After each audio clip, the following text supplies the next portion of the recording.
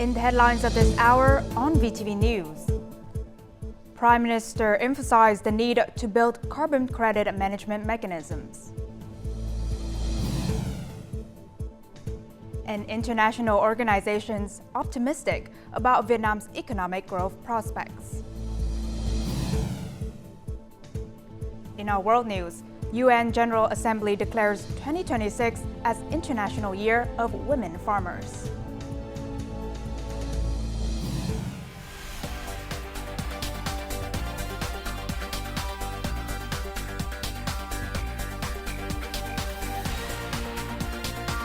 Broadcasting from Hanoi, the capital of Vietnam. VTV News starts right now.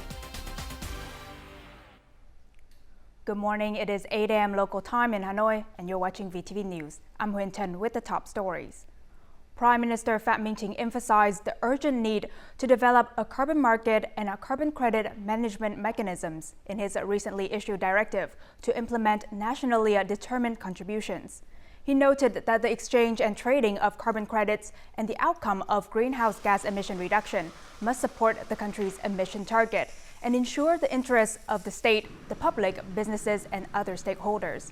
The Prime Minister also assigned specific tasks to the Ministries of Industry and Trade, Transport, Construction, Agriculture and Rural Development, and Natural Resources and Environment, which will put in place greenhouse gas emission mitigation plans in the third quarter of this year.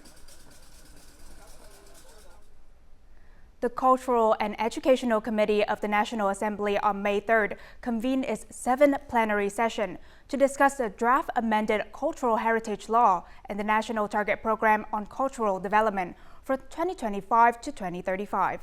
Directing the session, the Standing Vice Chair of the National Assembly and member of the Politburo, Trần Thanh Mẫn, proposed that the Committee on Culture and Education continue to carefully study and remain cautious, as the Heritage Law is linked to many other laws, and compatibility with existing laws must be ensured. The Cultural and Educational Committee of the National Assembly collaborates with relevant agencies, recommends to the government the review of significant issues, and then submits them to the party's executive committee and the government, seeking opinions from the Politburo if necessary.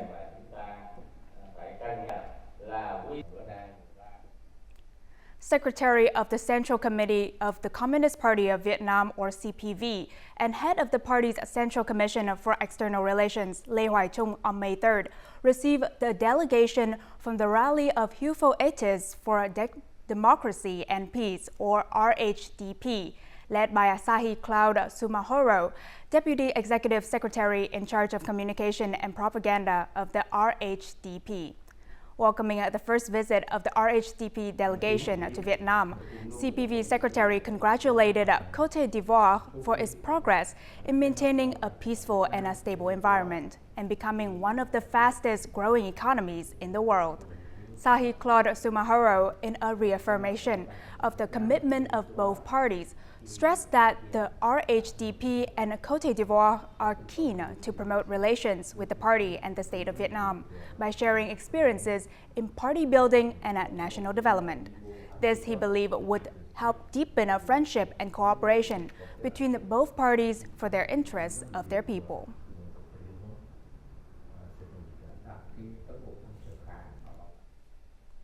In its recent Asia and Pacific Regional Economic Outlook for 2024, the International Monetary Fund, or IMF, assessed that the region's economic growth is stable with a diverse development potential. Vietnam is one of the economies that largely contributed to this positive growth. Meanwhile, several international organizations such as the ADB, World Bank, and HSBC have also made optimistic forecasts about Vietnam's economic prospects in the second quarter and for the year. According to S&P Global, Vietnam's Purchasing Managers Index PMI for April reached 50.3 points. Export turnover in the first 4 months exceeded $123 billion, marking a 15% increase compared to the previous year. First quarter shows what we had expected, that exports are growing and recovering, and this recovery started from last quarter of 2022. And so that's promising because we see the U.S. projection of growth has also increased to 2.3%. Exports growth was very strong, so that was very positive. And that is very supportive of continuing growth. But the domestic demand, like private consumption by families, was very weak. So that's a risk. Total FDI capital in Vietnam in the first 4 months of the year reached nearly $9.3 billion, up 4.5% year-on-year. Realized FDI capital increased by 7.4%, the highest recorded during this period in the past 5 years. We see a very strong endorsement that over 50% of businesses highly recommend Vietnam as a leading investment location to their peers, to other FDIs coming from Europe. And we also see a very positive business outlook. If we speak in numbers, we see that 40% plan a workforce expansion. Fiscal policies and initiatives to promote public investment are proving effective in strengthening the recovery. Key drivers in terms of sustaining this growth of 6% would be public investment. There has to be a very strong focus on creating resilient infrastructure, using the $27.3 billion that has been earmarked for public investment very prudently and very expeditiously. However, international organizations noted that in the context of external risks, Vietnam needs to ensure the banking sector's stability, including enhanced management of potential risks associated with bad debt. The government has proposed extending the value-added tax or VAT cut from 10% to 8% on a specific groups of goods and services from July 1st until the end of the year to support business and production activities. In its proposal sent to the National Assembly, the Ministry of Finance held that it is necessary to revise relevant measures for 2024, including extending the 2% reduction in VAT, the payment deadline for corporate income tax, special consumption tax and a personal income tax, and a reduction of several fees and a land rental, which were applied in 2023. As a result of the 2% tax cut in the second half of the year, the state budget will be slashed by some 24 trillion Vietnam dong, nearly $994.7 million.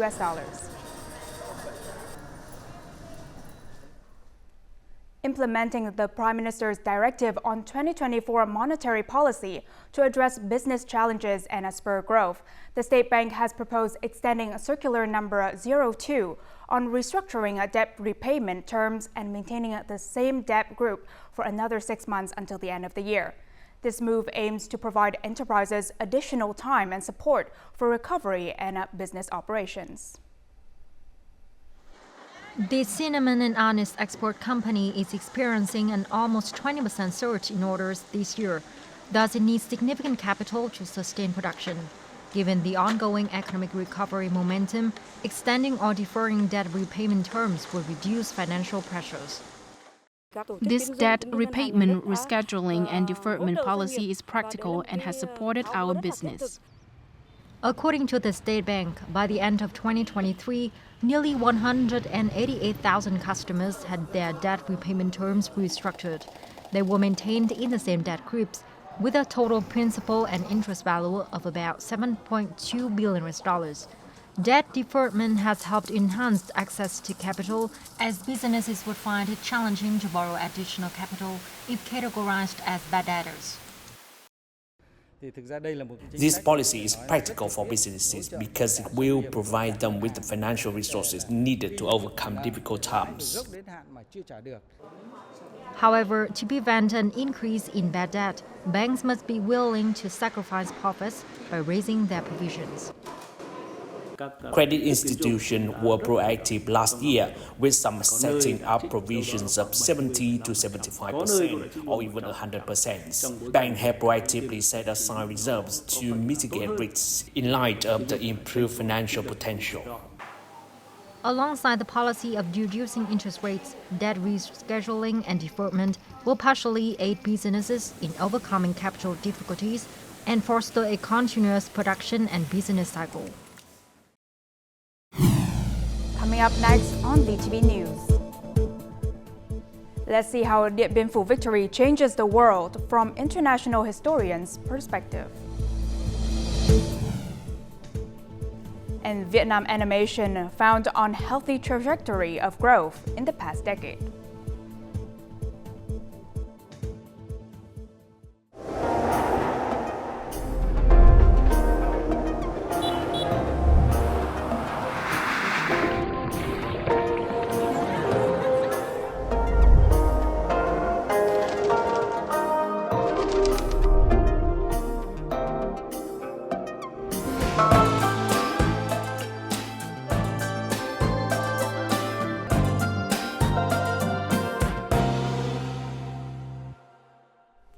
You're watching a VTV News Live.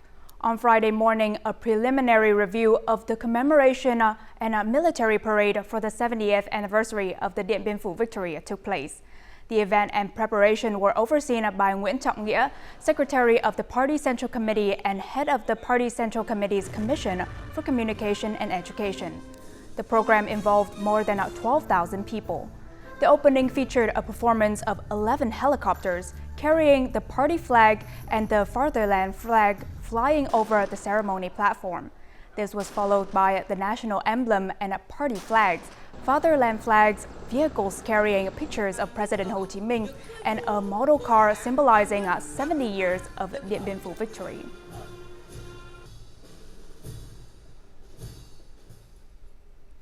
The Battle of Dien Bien Phu changed the world. This is how historians, both at home and abroad, have referred to the victory of Dien Bien Phu over the past 70 years.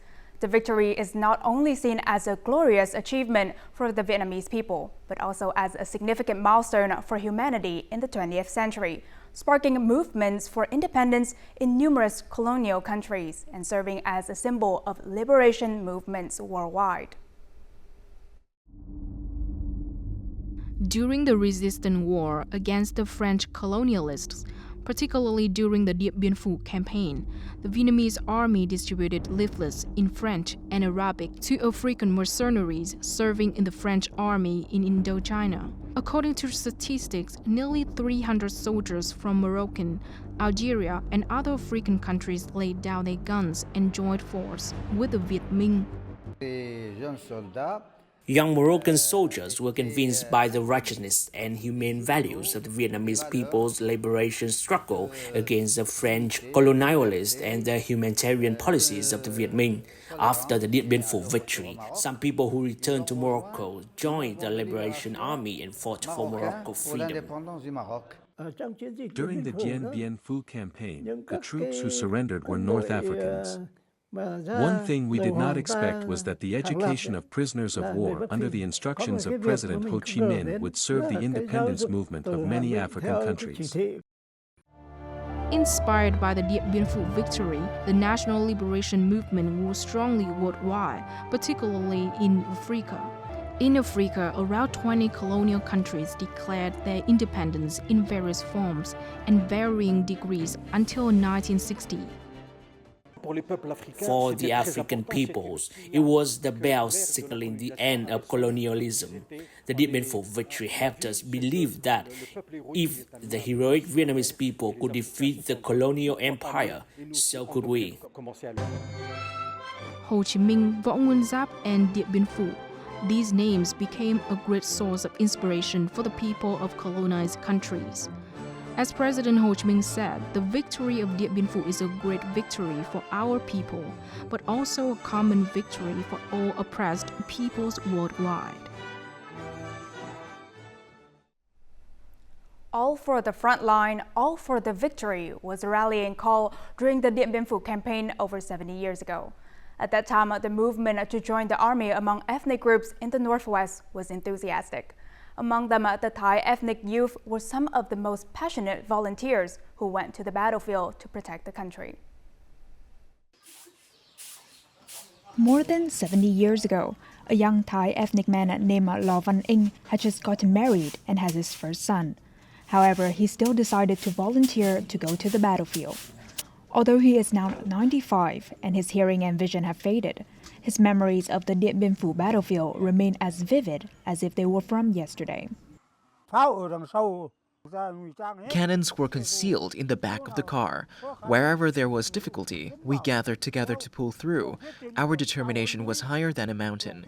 We were determined to fight and win the battle.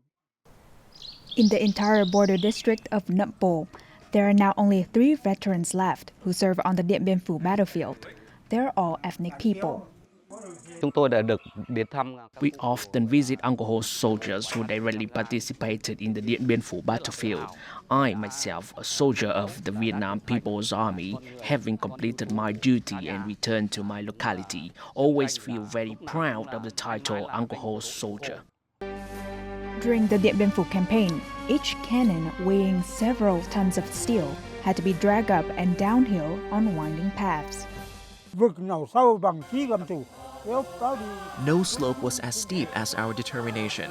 We were not afraid to pull the cannon. Even though bombs and bullets were bursting around us, we still kept going. We can die, but we could never leave the cannon. This slogan demonstrates the high determination of Uncle Ho's soldiers during the fierce fighting in Dien Bien that was vital to the victory in 1954.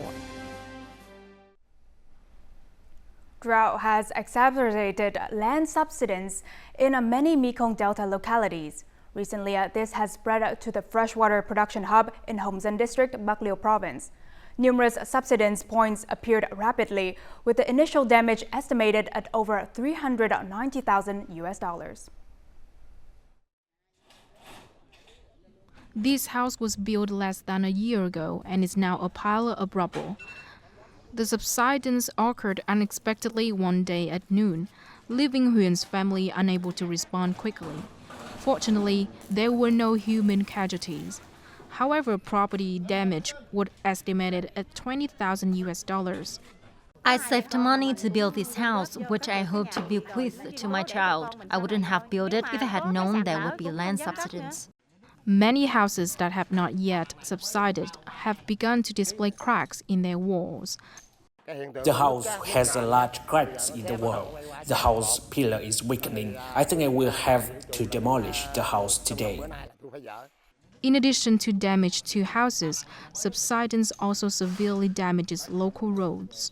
It's not possible to transport any goods along this road. We can't transport goods by river either since it's shallow.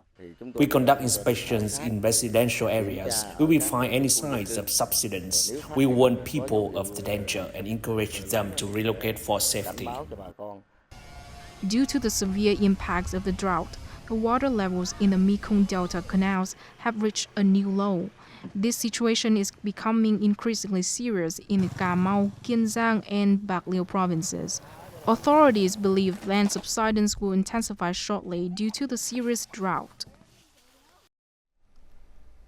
In addition to its unique cultural identity and natural landscapes, the cuisine of the Ede people is a significant highlight that attracts tourists to the Central Highlands. No matter the season, tourists from all over will always remember the anticipation and enjoyment of tasting dishes in the sunny, windy Central Highlands. Ho Minh Bonza's kitchen is bustling these days. Each day, her family prepares about 10 traditional dishes of the Ede people. However, the dishes are cooked to be less spicy, less bitter, and less sour to cater to tourist tastes. Since we work in tourism in the village, most customers come to our stilt house during Tet holidays, so we have to prepare a lot of local dishes. We source all our ingredients from nature in our village. Akoton Community Tourism Village, located in the heart of Buôn Ma Thuột City, Đắk Lắk Province, still retains the traditional stilt houses of the Ede people. This feature is one of the main attractions for visitors from around the country. The local cuisine here leaves an unforgettable impression on tourists. The flavor is very unique. It impressed me a lot. I will recommend that my friends come here to experience the dishes. The appeal of the dishes of Ede people is also a feature that attracts tourists to Đắk Lắk province.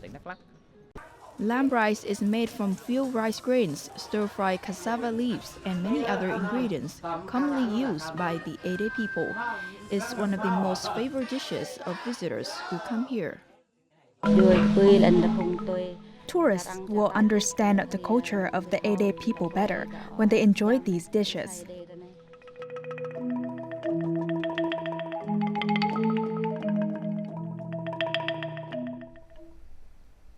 Numerous Vietnamese animated films have garnered positive feedback from audiences recently.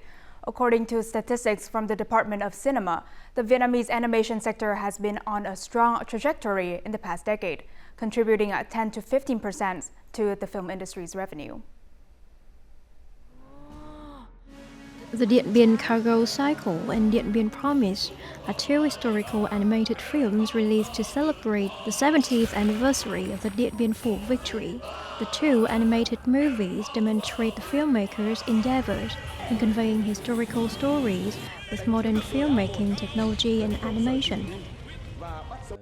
We utilize the most advanced filmmaking techniques to illustrate the military equipment and weapons used in the Dien Bien Phu campaign 70 years ago, so that the audience could better imagine them.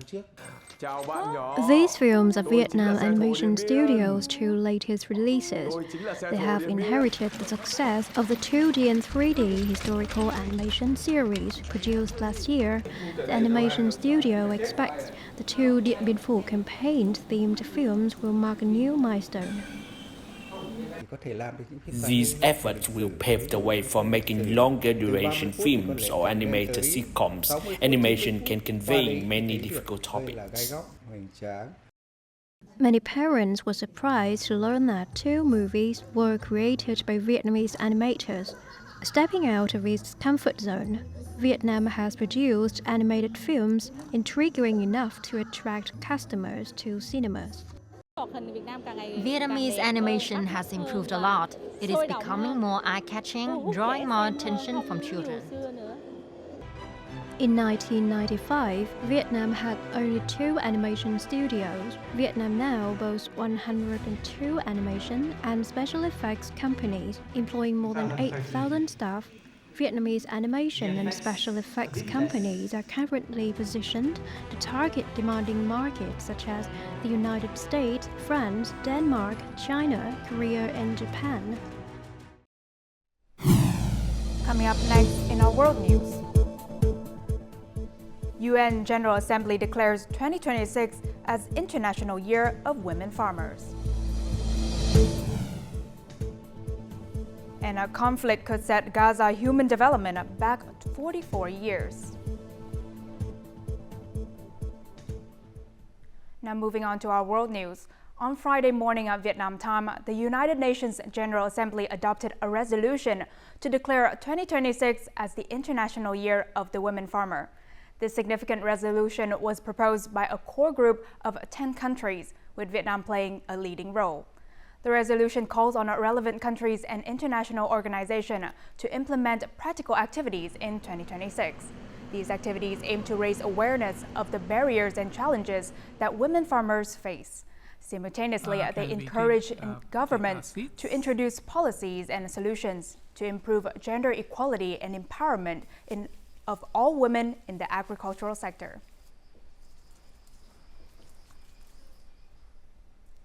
Human development in Gaza will be set back 44 years if the current war continues into its 9th month. This is the conclusion of the report by the United Nations Development Programme, or UNDP, and the Economic and Social Commission for Western Asia, released on Thursday. According to their report, it is estimated that after 7 months of fighting, the Human Development Index in the Gaza Strip was pushed back 37 years. If the conflict drags on to a 9-month, 44 years of progress will be erased, returning the Gaza Strip to 1980 levels. The United Nations also noted that 72% of all residential buildings in Gaza were completely or partially destroyed. Gaza's post-war reconstruction will require an unprecedented international effort since World War II, costing up to $40 billion and taking 80 years to complete. The defense ministers of the United States, Japan, Australia, and the Philippines have vowed to maintain a rule-based order in the Indo-Pacific region. Speaking at a joint news conference after the meeting, the ministers shared their opinions on the importance of cooperative activities between the four countries, including joint maritime military exercises to forge global peace and stability. This is the second meeting between the four defense chiefs in the Pacific Rim after the meeting in June last year. In recent years, they have promoted security cooperation under bilateral and multilateral frameworks amid rising regional challenges. Means an important thing in the face of a Demand is surging across Taiwan, China for homegrown earthquake monitoring apps after the island experienced its strongest earthquake in a quarter of a century in April. Driven by curiosity about the intensity of earthquakes on the island, 2 students created a quake monitoring mobile app that has surged in popularity after more than 1,300 tremors rattled in the island in the past month. Lin Rue and Kui Chen Yu launched the mobile app Disaster Prevention Information Platform, DPIP, in 2022. It had about 3,000 users until recently, when it jumped to nearly 370,000. While the government has an automated quake warning system, sent as a text message accompanied by a loud alarm meant to sound a few seconds before the shaking starts, it can be patchy. The other quake alert apps are ostensibly the same as ours, but they do not have their own seismic sensors like we do. Because of the seismic sensors that we set up, there is a good chance we can provide earlier quake alerts than the Central Weather Administration. The rising demand to stay more informed about forthcoming earthquakes has prompted a surge in the popularity of privately developed quake warning apps. I find it troublesome to become popular overnight because we don't have the experience to deal with such a huge number of users. We were a small group doing simple things. The sudden surge had first impacted our service quality due to congestion and funding. The official, government-run warning system only alerts phone users in areas where major earthquakes with an estimated intensity of 4 or above are expected. We will review the need to send a quake alert to everyone when a major quake hits. I think we should discuss the matter of advanced deployment, as receiving a national-level alert is quite rare, so that it will increase public awareness. However, many are drawn to the privately developed app's extra functionality that does not simply trigger the government warnings. A reassurance for those who wish to stay alert for more frequent tremors.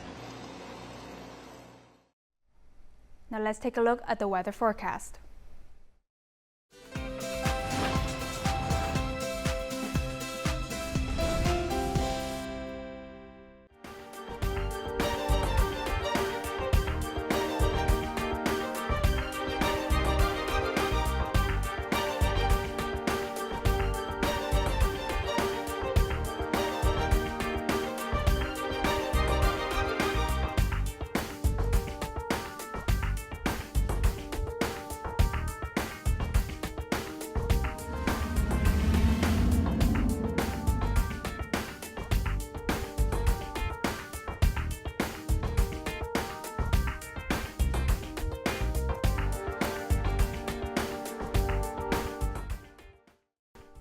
And that's all the news we have for this hour. To rewatch our program, you can download our mobile app VTVgo or check out our YouTube channel, VTV4Go. Thank you for watching and see you next time.